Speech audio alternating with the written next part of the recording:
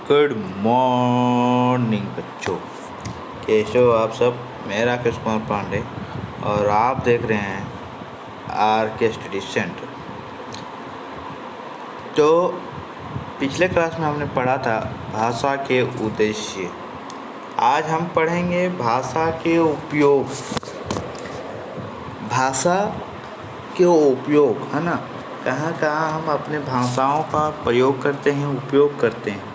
तो भाषा का उपयोग भाषा विचारों के आदान प्रदान का सर्वाधिक उपयोगी साधन है।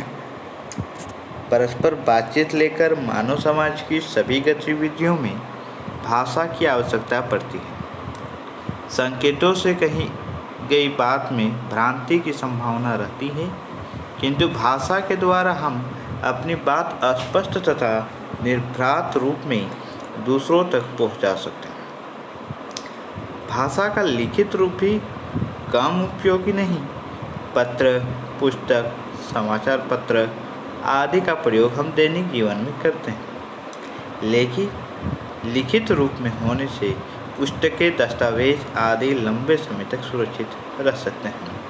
रामायण, महाभारत जैसे ग्रंथ तथा ऐतिहासिक शिलालेख आज तक इसलिए सुरक्षित है क्योंकि वे भाषा के लिखित रूप में हैं।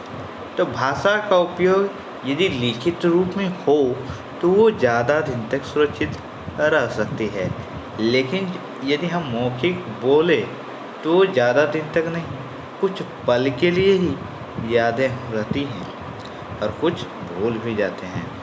तो भाषा के उपयोग इसी प्रकार है। भाषा का और एक था सांकेतिक भाषा। तो उसको भ्रांति की संभावना रहती है, यानी कि कोई आदमी उसको ना देखे, उसकी तरफ ध्यान ना दे। तो कुछ लोग ऐसे भी हैं कि उसके इशारों को समझ भी नहीं पाते हैं। तो इसे हम समझ ही न पाए उसे भाषा नहीं कर सकते हैं। भाषा की प्रकृति कैसी है? भाषा सागर की तरह।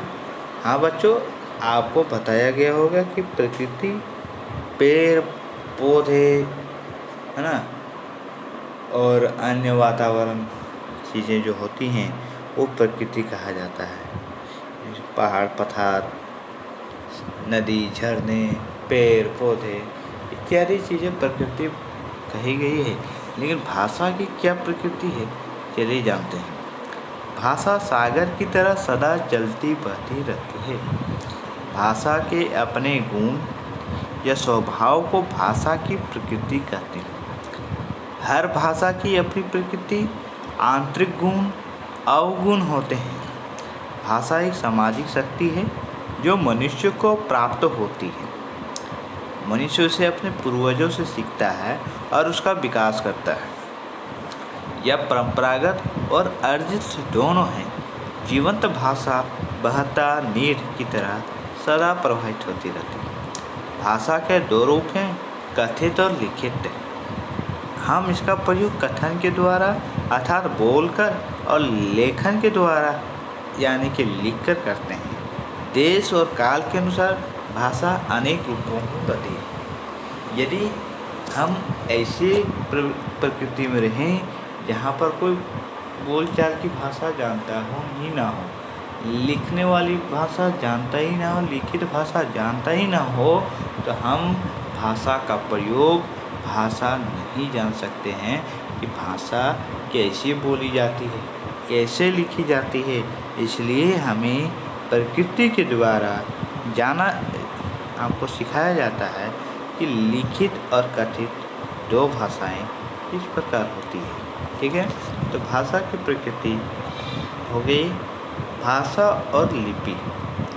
भाषा किसे कहते हैं और लिपि किसे कहते हैं, चलिए जानते हैं। आज हम विस्तार से पढ़ेंगे भाषा के बारे में। ठीक है, टेंशन मत लीजिए, इसके बाद आपको कोई दिक्कत नहीं होगी भाषा के बारे में ना। लिपि शब्द का अर्थ है लिपना या पोतना। विचारों का लिपना अथवा लिखना ही लिपि कहलाता है।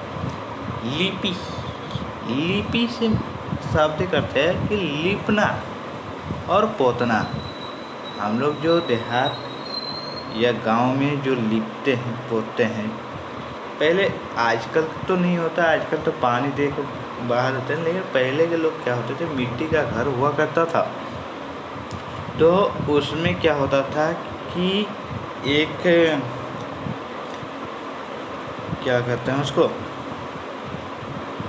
जो डूबा होता है, कटोरा होता है, बड़ा सा कटोरा, उसमें से मिट्टी रख दिया करते थे, एक में गोबर रख दिया करते थे। पहले मिट्टी का लिपना होता था, उसके बाद ऊपर से गोबर को पोत देते थे।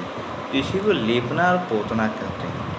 दूसरे शब्दों में भाषा की उच्चरित मौखिक ध्वनियों को लिखित रूप में अभिव्यक्त करने के लिए निश्चित किए गए चिन्हों या वर्णों की व्यवस्था को लिपि कहते हैं। यानी कि पहला तो अर्थ यह है कि लिपि का मतलब ये समझ लीजिए, लिपना और पोतना, ठीक है, अथवा लिखना ही लिपि कहलाता है, ठीक है। जो हम लिखते हैं उसी को लिपि कहते हैं। दूसरे शब्दों में ये जान लीजिए, जो हम उच्चारित मौखिक ध्वनियों को लिखित रूप में व्यक्त करने के लिए जो निश्चित किए गए चिन्हों पर वर्णों की व्यवस्था को लिपि कहते हैं। यानी कि जो हम बोलते हैं उसको जो लिखित रूप में जो उच्चारित करते हैं उसी को लिपि कहते हैं, साधारण भाषा, ठीक है। क्रम भाषा लिपि बहुत प्रकार के हैं, जैसे हिंदी, संस्कृत, मराठी, नेपाली, बोडो, देवनागरी, अंग्रेजी, French, German, Spanish, Italian, Polish, Mizo, Roman, Punjabi, Gurmukhi, Urdu, अरबी, फारसी, रूसी, बुल्गेरियन, चेक, रोमानियन, रूसी, बंगला, उड़िया, असमिया, ठीक है। ये सारे लिपि हैं। चलिए आज जानते हैं लिपि कैसे, उसके चिन्ह को कैसे पहचाने लिपि के।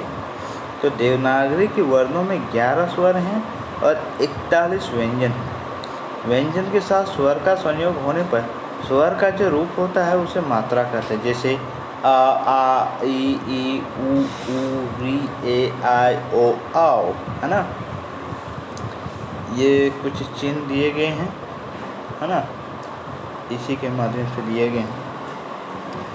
देवनागरी लिपि किसे कहते हैं और ये इसका बारे में जानना चाहते हैं क्या, कमेंट बॉक्स में बताएं। देवनागरी लिपि, दोस्तों थोड़ा वीडियो लंबा हो रहा है, कोई दिक्कत नहीं है, लेकिन आज हम भाषा के बारे में पूरा पढ़ा के ही जाएंगे, ठीक है। भाषा किसे कहते हैं इसके बारे में एक पहले ही वीडियो मैंने बना चुका हूँ। भाषा की परिभाषा, भाषा के दो रूप, भाषा की प्रमुख भाषाएं और भाषा का उद्देश्य, है ना, ये सारे मैंने पहले ही पढ़ा चुका हूँ, है ना, वो नीचे दिया हुआ। देवनागरी लिपि एक वैज्ञानिक लिपि है, हिंदी और संस्कृत देवनागरी लिपि में लिखी जाती है। देवनागरी लिपि का विकास ब्राह्मी लिपि से हुआ, जिसका सर्वप्रथम प्रयोग गुजरात नरेश जयभट्ट की एक शिलालेख में मिलता है। 8वीं एवं 9वीं सदी में क्रमशः राष्ट्रकूट नरेशों तथा बड़ौदा के ध्रुवराज ने अपने देशों में इसका प्रयोग किया था। महाराष्ट्र में से बालबोध के नाम से संबोधित किया गया। विद्वानों का मानना है कि बाहरी लिपि से देवनागरी का विकास सीधे नहीं हुआ है, बल्कि यह उत्तर शैली की कुटिल, शारदा और प्राचीन देवनागरी के रूप में होता हुआ वर्तमान देवनागरी लिपि तक पहुँचा है। प्राचीन नागरी के दो रूप विकसित हुए, पश्चिमी तथा पूर्वी। इन दोनों रूपों में विभिन्न लिपियों का विकास इस प्रकार हुआ, यानी कि देवनागरी लिपि का वैज्ञानिक जो लिपि है वो हिंदी और संस्कृत ही है, और ये प्राचीन से लिया गया है। इसके दो रूप होते हैं, एक तो पश्चिमी, दूसरा पूर्वी। इसका जो प्रयोग सर्वप्रथम हुआ था 8वीं और 9वीं सदी में, इसने किया था गुजरात नरेश जयभट्ट के एक शिलालेख में मिलता है, ठीक है, नरेशों तथा बड़ौदा के ध्रुवराज। चलिए जानते हैं कि विभिन्न लिपियों का विकास किस प्रकार हुआ। प्राचीन देवनागरी, है ना, प्राचीन देवनागरी में कौन कौन सी भाषाएं थी? पश्चिमी प्राचीन देवनागरी, गुजराती, महाजनी, राजस्थानी, महाराष्ट्री, नागरी।